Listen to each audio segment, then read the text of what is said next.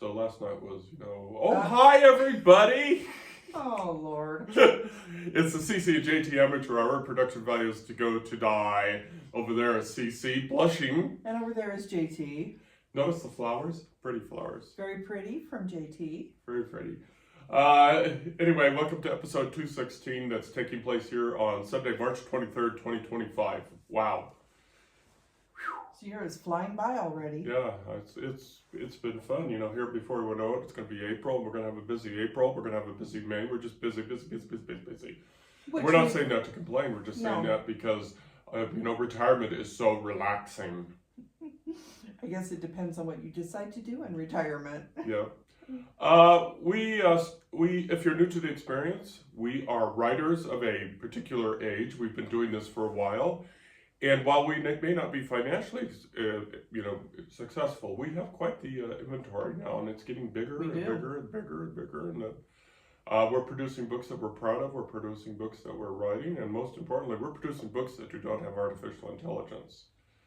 And as far as we can tell, ours were not used by certain people who shall remain nameless or not. I named them. Oh well, everybody knows anyway if you've been paying attention to the news, and really don't know what the answer is, but I do feel like it is whatever people are trying to accomplish, they're not taking into account that life doesn't always turn out the way they hope. So we'll see how things go from here, but enough of that. To me, it's just straight up theft because we've got these books that we work so hard on. They are copyrighted, trademarked, whatever the legal phrase is. They're copyrighted. And they're just straight up stolen to train AI, and we don't like it.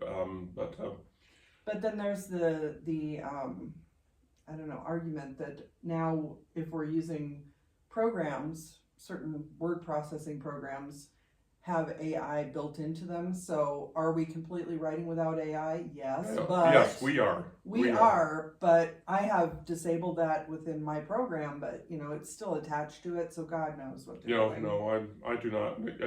Any mistake you see is my mistake. Oh, yes, for sure.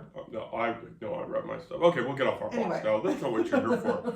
Other than for the usual testimony that when we write, we do not use AI. It's all from here. And another quick testimony, just very quickly. If we do mention products in our podcast, it is just, it's our personal experience. Your mileage may vary. Let's move on. Specifically, Jack. Coffee. Uncle Jack. Usually it's Jack and Atticus, which we've mentioned some other things along the way. I don't remember what in particular, but definitely we are not sponsored by anyone. We just... if we have a good experience with the product, we want to share that because it could be helpful for someone else. Okay, we've got so many announcements because since we last met, folks, we talked about the economy, the economic impact of the economy, the impact of the economy on our podcast and on our operations and on our store, Two More Books LLC. And one of those, unfortunately, is we were going to take another big-ass trip in April. Yep. But for economic reasons and also other more important reasons, which we won't get into here, we've had to postpone the BAT until September. That's just the way it is. But we are still taking a couple of trips in the next few weeks. We're going to do the Cubs game in Sacramento. Which should be interesting. West Sacramento, technically, since it's across the river. Sutter Health Field, I believe, which is where the Sacramento River Cats normally play. So we will be in Sutter Health Field on April 2nd. Yep. For the day game, it starts around 12:30ish. So if you see, you see the lovely CC and the very tall what's-his-face. You'll see him first. Yeah, come over and say hi. Say, hey, you check out our podcast or you read our books or something like that. Especially if you're a Cubs fan, because it is a Cubs athletics game, and we have been following both teams for a long time, but we are true blue Cubs fans. Cubs! Cubs.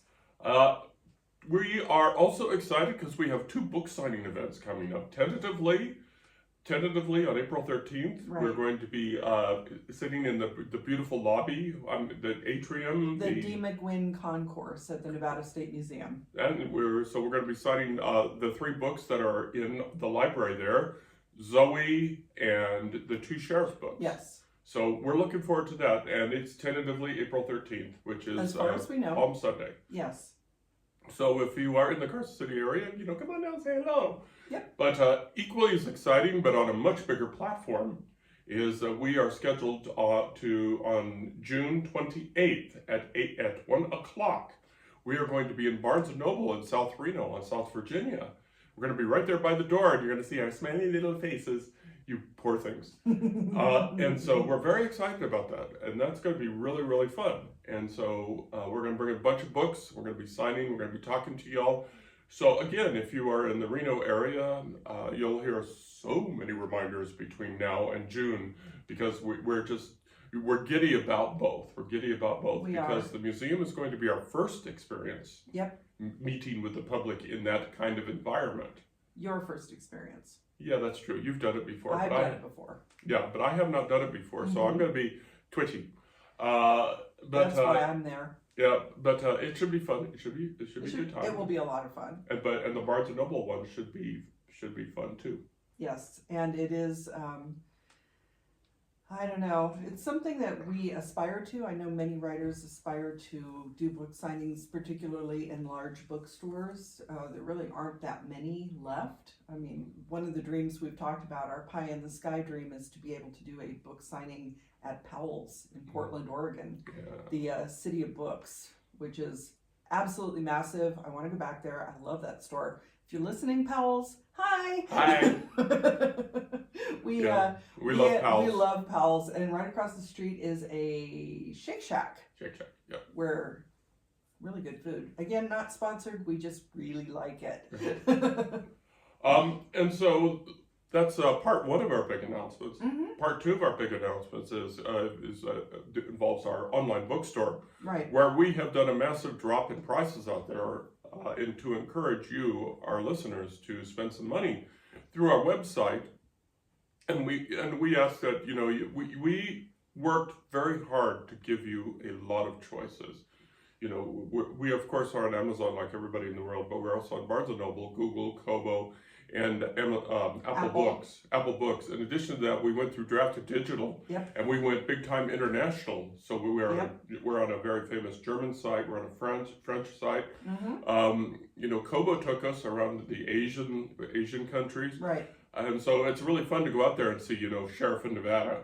In Japanese. In Japanese, being advertised in Japanese. Which is a nice connection for us too, because we did live in Japan for a few years. So if you happen to be following us from Japan, hello. Hello. We lived in the Tokyo area, and we absolutely love Japan, and we've both climbed Mount Fuji. Yep. And also, since we're going to take a small divergence here, we're going to say hello to our fans in Sweden. Yes. We're going to say hello to our fans in Dublin. Yep. And we're going to say hello to our fans in Council Bluffs.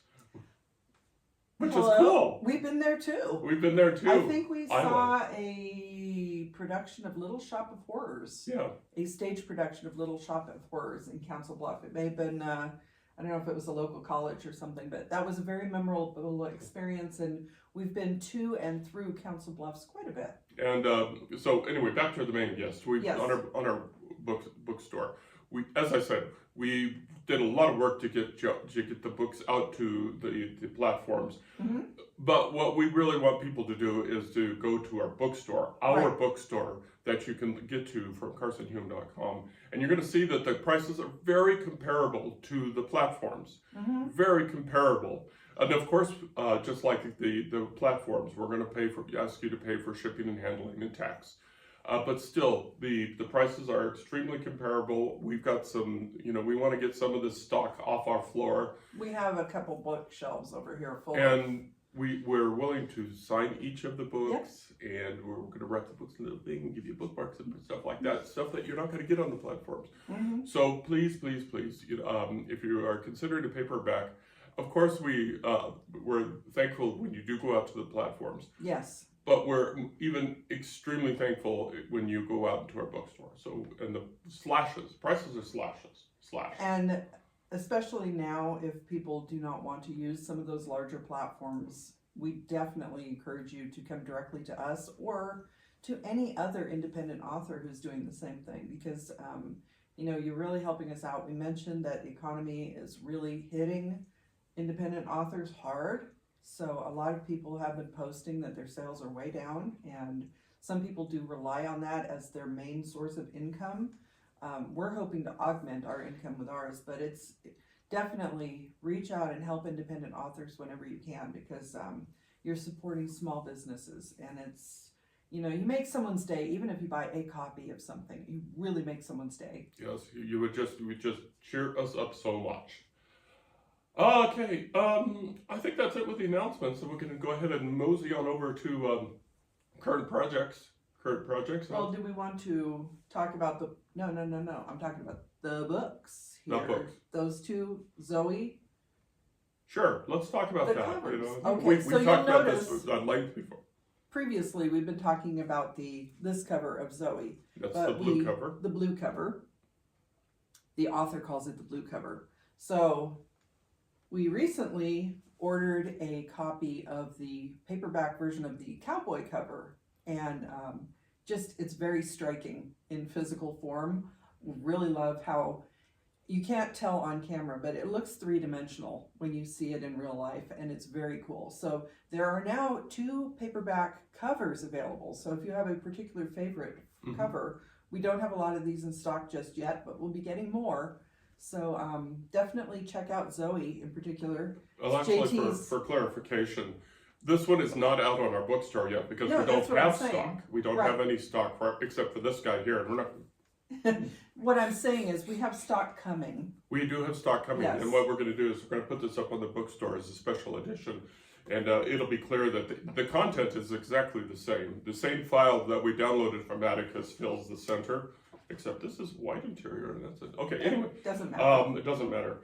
But when we get that stock, we're going to put it up as a special edition in our bookstore, and this cover is actually It's really very really cool. And you know, the 2 digital files were very striking, which is why we ended up with 2 in the first place. But seeing it in person, which is why I put this out today, is because they're both very striking, but that cowboy cover really pops, and I think it's a good representation of Nevada, which is where the story is set. Yep, fun stuff, fun time. Yep. So Okay. anyway, So let's talk about our current projects and how is your Virginia City romance going? Ghost so Story. my target is to get it back to JT by end of day tomorrow. Mhm. I have today and tomorrow to work on it. I had another inspiration this morning, a flash of inspiration. There was another sticky plot point that I needed to work out. I figured that out, and it will be going back to JT. I'm pretty confident it will be tomorrow. Tuesday at the latest, but definitely I'm shooting for tomorrow. Have things happening this week where I'm not going to feel like getting any writing done, so it's good to get it out of the way. And I want JT to have a look at it so that we can put it out there into the editing queue, and hopefully releasing this book in June, right before we do our Barnes and Noble book signing. Yeah. So that's my goal right now. I feel good. I feel confident that we can make that target. So I don't know if we mentioned that we'll be at Barnes and Noble on June 28th. My birthday is June 26th, and that's the day I'm shooting to release the Virginia City Ghost book. In between now and then, obviously, it's got to go to editing, still need a cover, and I'll do the cover reveal and all that along the way, but that's exciting. That's exciting also to get it behind there. Yep. And we're going to be talking at length again because about the editing process for this book, because I don't want to say I'm an old salt or an old hand at the editing cycle, but this is going to be really the first time I'm going to be, I'm going to take a risk here and say that this is your first time for an in-depth professional editing. It's true. So you're going to be seeing, you've already seen Yes. some feedback based on my experience dealing Right. with excellent editors, Mhm. and it was probably uncomfortable, and it was I've been listening to that this week because JT had book 3 of Serving Salvation going through editing, yeah. and in the Google Doc you get notifications when there are comments made. Mhm. So I am very familiar with the editing process from that point of view. But to be immersed in it, Yes. immersed in Yes. it, and to have your baby torn apart. torn apart is uncomfortable. Which is not a bad thing. It's definitely uncomfortable. I'm finding that the main part of the process is making sure that your readers understand what you're trying to say. Yes. Grammar and all that can be fixed. But if you don't have a coherent story, and if JT, who's the other half of my brain cell, doesn't understand what's going on, that's definitely an issue. So there was a major upheaval between the draft that I first gave to JT and this draft. And I think you're going to find it better. Mm-hmm. Fingers crossed. It will definitely be a lot different. The bulk of the story is the same. I've just moved some parts to make it more linear, because people have problems following things that are not linear. Yeah, it's always a challenge. Yep. It's always a challenge being the editor too, and being the creative editor on this work. The first, not the main one, but it's also opened my eyes, because it's like you just can't say, what the hell were you trying to do here? You have to actually apply thought, and Yeah. and you have to express it in a way that a message. A message has three parts: sender, receiver, and message. Right. And sometimes sender, receiver, and message, and a lot of times people forget the receiver has to understand the message. The sender understands the message, but the receiver doesn't understand the message. Right. And so for the editing side, and I don't mean to make it sound more dramatic than the creative process, because the creative process is the big lift. But if I don't express what I think is wrong or right or can be improved or what is over the top or anything like that, then it does you no good. If it does you no good, it does the readers no good. So it's really challenging. I'm so sorry, Terry. I will say that all the comments that JT has gotten, he doesn't take them personally. It's just, from my experience based on the writing side of it, I think well, I thought I did a better job of that. I'm sorry, somehow I fell short on this. I was hoping that there would be less editing needed for this, but it is, everybody takes things differently, and we all have different experiences. So the way we read is based on the way we experience life. And obviously the way I was expressing what I was trying to, entertain readers with was not going to be very entertaining, because it wasn't making any sense. Okay, so we've learned and improved. Anyway, Vanna, hold up what we're going to talk about next. We're going to talk about the Serving Salvation series. Thank you, Vanna. Two books are in the queue. Book 2 and Book 3 are in the queue. They are in the editing queues. This is Book 1. Book 1. Fun book. Yes. Fun book. Fun. I really like writing in this universe. Yep. I really, really do. Because I've gotten to know the characters. They've started to develop. And even the prequels, which are further down the year, I'm not going to go into those right now. But writing in this universe is fun because I know the people now. Yep. So Book 2, which I think is scheduled for release in May. Yes. Is back at Red Adept for the proofing. The line editing done. The creative editing is done. I did that out of order. The creative editing is done. The line editing is done. Now it's up for the proofing. And so that's it's all on track for release in May. Yep. Book 3 is done with a creative editor, and I'm going to let Terry know that I'm not going to be getting to it immediately because I want to take a step back and let it chill. But thank you again, Terry, for the awesome job. I did open up the document. I did see your comments, and I didn't cuss as much as I usually do, but somebody has an opinion. But it was not directed at you. It was directed at me because I am the writer. I am responsible for the content. But what happens when I do dive into Book 3 is it will go to Red Adept for the line editing and proofing. And I don't remember what is that July? Is that July? I think that was your birthday. I think. July. So the cover for Book 2 is ready. Oh to go, yeah, the Book 2 cover is beautiful. Beautiful cover. Haven't done the cover release just yet. Obviously, that will be coming before the book releases. But the series is going to have a cohesive cover design that it's similar, but it's different enough that it's very striking. And like the Zoe covers, I think we've gotten some great, just popped out, just eye-catching work here from some cover designers. So we don't have to tell anybody about, we don't have to tell writers about covers, but amazingly, I went to 100 covers and they nailed book 2 on the first try. Yeah, it was just came right back. Just came right back, and they just nailed it. Book 3 is going to be a little bit challenging. I'm just if Shauna is watching, but they nailed book 2 on the first try. And as we get closer to July, we'll do that. Okay, so thank you, Vanna. Yep. The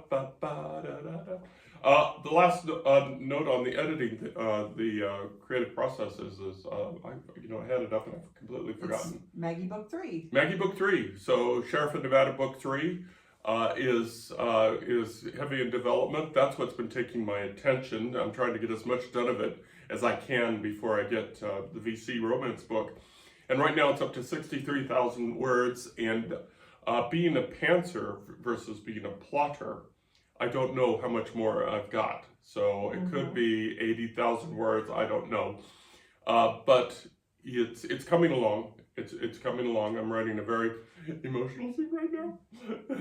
That's always fun too. Emotional. Because sitting across from each other, I don't know if you can tell when I'm working on something like that, but I can definitely tell when you are. Yeah. So if you've ever seen Romancing the Stone, the very first scene with Kathleen Turner. Classic. She's bawling as she writes the scene. I don't do that. And the other thing about that scene is that she's been bawling so much that she actually ran out of Kleenex and she's using Post-it notes to blow her nose. So that's not us, is it? Okay. That is a great scene. If you've never seen Romancing the Stone, definitely go watch it. It's a great movie.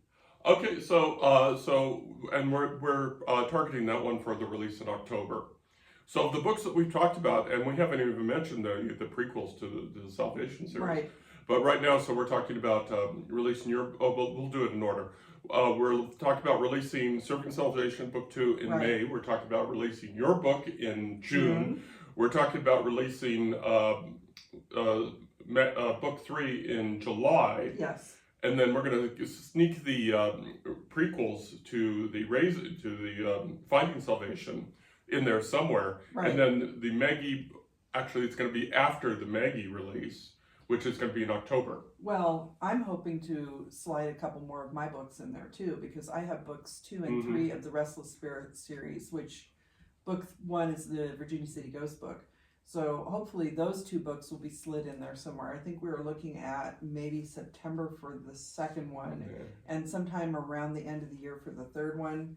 They're written, the third one's written, the second one is in progress, but needs a little tweaking to go along with book 1. So then the parts 2 and 3 of Finding Salvation will also be, they're going to be interwoven. Yeah. So we'll have sci-fi coming out, we'll have romance coming out, we'll have more Nevada coming out.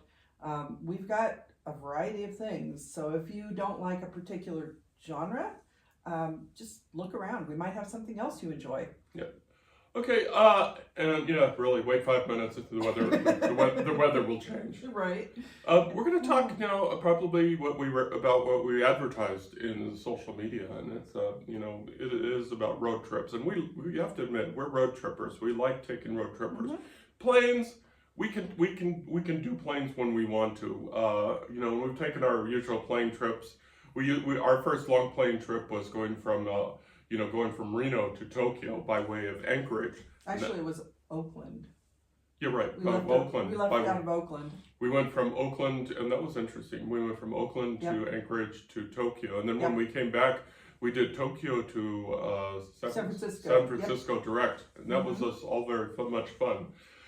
But then we sort of there got in the habit. We did Paris. We've done we did Dublin. We did a short hop from Cork to Edinburgh, and somehow we've missed London and we've missed other spots in Europe. And I don't know if we're going to get to it, but anytime soon. But the challenge with the economy and with our schedule and our financial resources, is those places are not as easily accessible as they used to be. And we prefer the road trips anyway because it gives us a little bit more control. But the problem with doing that stuff is different than what it used to be. When we took those trips in the past, I don't know about you, but I could feel almost physically leaving burdens behind. We get on the plane and we'd be flying over Canada or flying over Greenland or something like that, and I could physically feel burdens being left behind because literally there's nothing I could do about it. This was when I had a day job and I didn't have to. There was really literally nothing I could do about it. For, 30,000 feet over Greenland. That's not the case. Striking view. Yeah, Greenland is, by the way, a trick. But that's not the case anymore. Right. That's not the case anymore because now that we've taken on this adventure of an LLC, limited liability, company, things are different. Well, and the fact that anybody who writes probably has a similar issue to what we have is that if you're not writing, you're thinking about writing, or you're dreaming about writing, because I posted yesterday that I had a very, very intense dream that was related to a project that I'm working on, my Virginia City Ghost book. So that can happen anywhere. It can happen on a plane. It can happen in a car. It can happen on a train. Do I like it, Sam? I am? No, not always. Okay. Take the Dr. Seuss. And so here we are. And so, it's even when we were road tripping last year. Was it last year? Yes. Even when we were road tripping last year, we were talking about writing, we were taking notes for writing. We tried to develop a book that, that we put on hold right now, that we are probably going to try to do in the future. Hopefully when we do our next trip, maybe we're hoping for September. But even then, we were not taking a break from the writing thing. We were... And actually that book, going back to the editing that we were discussing earlier, we had a couple people read it who have read quite a bit of our stuff, and they didn't understand where we were going with it. So we probably didn't have a clearly developed idea. And, it was great in theory as we were out on the road making notes for the book, but getting it down on paper didn't quite work. And so it's not that we are not continuing with the project, it's just on hold, but it's something that we definitely worked on quite a bit while we were on the road. Yeah, and thank you, Kappa and Dan, yes, for your candid feedback. It was needed. But here we are. As Cece said, it's like I was telling her just this week, if I'm not working on something that's related to the business, I feel guilty. Because I know that, that sweat creates results. But sometimes I wonder if it even does that. And it's a challenge. I think the challenge, I know that JT is having this maybe more than I am, because even though I do think about what I'm doing a lot, and sometimes I have to sit and let it gel. For example, the Virginia City Ghost book, I had to kind of just take a step back, and I've been streaming old TV shows, and it allows my subconscious to do some of the work, because otherwise I get this block. But in your case, I've noticed that no matter how bad JT might feel, bad night of sleep or just not feeling well physically, like being sick, you can't take a break. Yeah. He physically cannot stop working, and that's a little worrisome, but you also made the comment that if you do what you love, it's not work. So, I mean, I don't know if it's the same level of stress that we had at our day jobs. We want to be successful at this, but I don't know if we feel the same level of intensity in the, stressing about how things turn out. Well, when we had our day jobs, we were able to get away from the writing, though. Yes, through the because necessity you were so busy. and through the complexity of those day jobs, we were able to get away. So it was good in that way. But for me, so when Cece mentioned that when she takes breaks, she streams and lets her subconscious go to work. What I do is I like walks. I like long walks, at least long walks, at least at a minimum 30 minutes. And I have a route mapped out here in Carson City. I have a couple of routes mapped out. And if you're familiar with Carson City, what it is I'll either take, I go down East 5th Street, go up Solomon, go north on Solomon, go west on Old Highway 50, West William, and then go south on Roop, and then, create that box. Or what I do is I head up north from here, then I turn, west on Robinson, and then hit Carson, and then go south on Carson, then hit 5th Street. So one of the big block is 3 miles, and the small block is 30 minutes, and so that works out, so that gives me that time to get out. And sometimes I think about writing, but what I mostly do is I just turn on the music and I just wander, and that's how I can get away from it, which is a challenge, but. You didn't mention there's another route. That you Oh yeah, take the Carson sometimes River. is Carson River. Yeah, the Carson River. One of those loops is a little over 1.5 miles. So Right. Taking 2 of those loops is a About- little bit bigger than a 5K. And that is Longer. a little less populated. Mhm. Sometimes it's very popular and there are a lot of other people and dogs and things out there, but it's more, I think the Carson River is a little bit more freeing if you're thinking something through, because you don't have as many distractions by buildings and traffic and things like that. So Carson City has trails everywhere. There are a lot along the west side of town, up in the foothills. There's the old railroad route through the B&T route up into Washoe Valley. So we're fortunate that we have all these options, and JT's right, that's a great time for thinking things through, and I do that as well sometimes. It's just lately with it cold and everything, I've just kind of been hunkering down in my recliner and streaming bad TV shows. Yeah. So for writers who are following along, how do you escape the grind? Because writing is a creative challenge. It is a stressful creative challenge. It can be.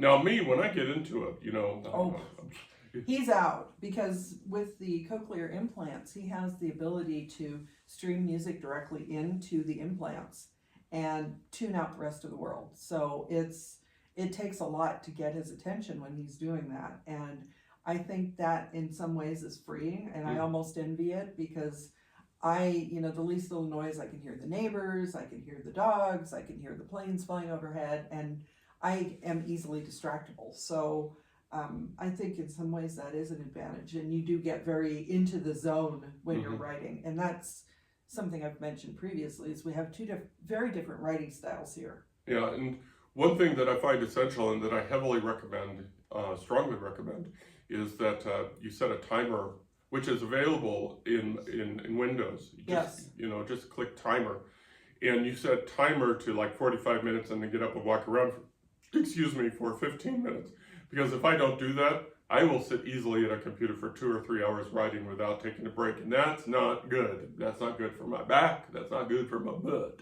So it's like you've got to get up and walk around.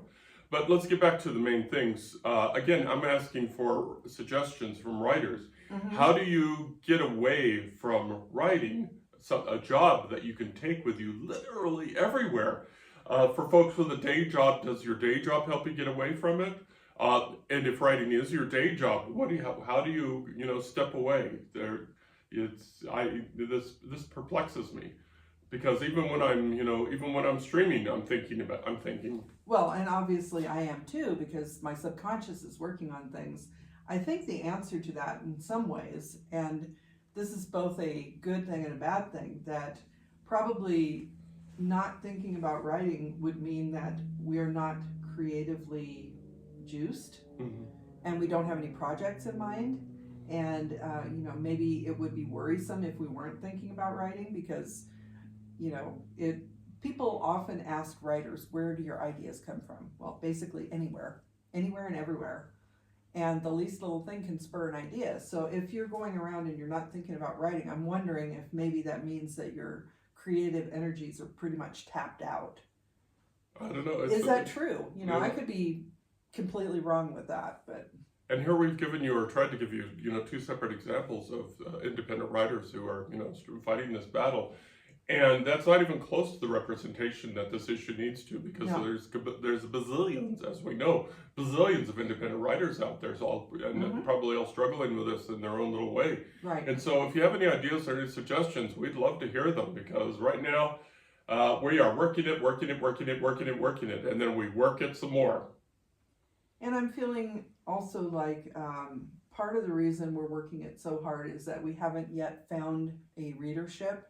And I think we're stressed about the fact that we are putting out a lot of different products, and we haven't found anybody. I mean, that's not to say the products aren't good, but there are so many books being released daily now that really it's like throwing a pebble in the ocean. And how do you find that pebble in the Pacific? It's it's very difficult to find a readership right now, and I think that's probably one of our major stressors. And maybe we wouldn't stress so much about getting our projects done if we already had maybe a faithful readership. And if that's the case, then maybe this problem will work itself out and we won't be quite as stressed and thinking about it all the time, because I think it's similar to any other small business. It's like you're trying to figure out how to get past that next hurdle. Yeah, it's a struggle, but we may be sounding like we'd be complaining. We're not. We're not complaining, because we are having fun. Yes. This is between starting up the company, Two More Books LLC, and writing the books and editing the books and working with editors and working with our beta readers and things like that. We are having fun. We really do are. enjoy the creative process, and we do, it may not sound like it, but we do enjoy running our little teeny tiny mom and pop little business, or is that grandma and grandpa little business? We do enjoy the intellectual challenges that's pushing back, and we are also learning that people lied when they said retirement is relaxing, but then, we chose this path. And we can do things to make our lives easier. For example, we could stop being an LLC. We're in it for the year, but we don't have to renew. We can say, thank you for doing it, but we're going to go away now. But we're not going to be able to stop writing. I don't think we're going to give up on it. Yeah, I also don't think we're going to stop writing either. No, and both of us have been drawn to this for pretty much our whole lives. We were distracted by our day jobs because, necessity, but we're happy to be at that point in our lives where we have the freedom to be able to do this for as long as possible, depending on the economy. But I think in the last week or so, both of us have actually just kind of walked around the house and went, hey, this is happiness. We're happy. We're having fun. And I know you distinctly said that, I think it was this past week, and at about the same time you said that, I was thinking, yes, I'm happy, but I'm also content. Yeah. It's like, it feels like this is what I'm meant to do.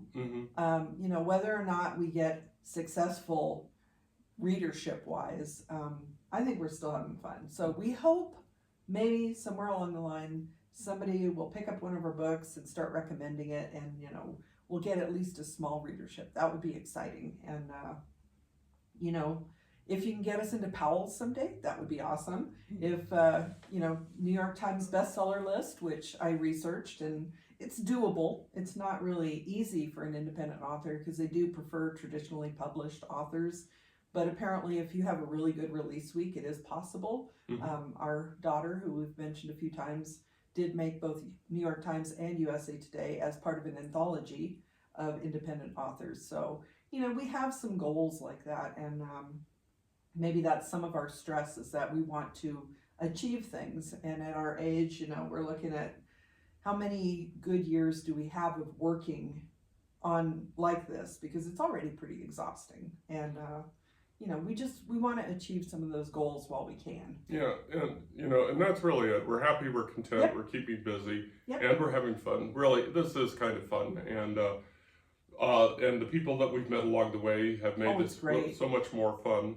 And we're looking forward.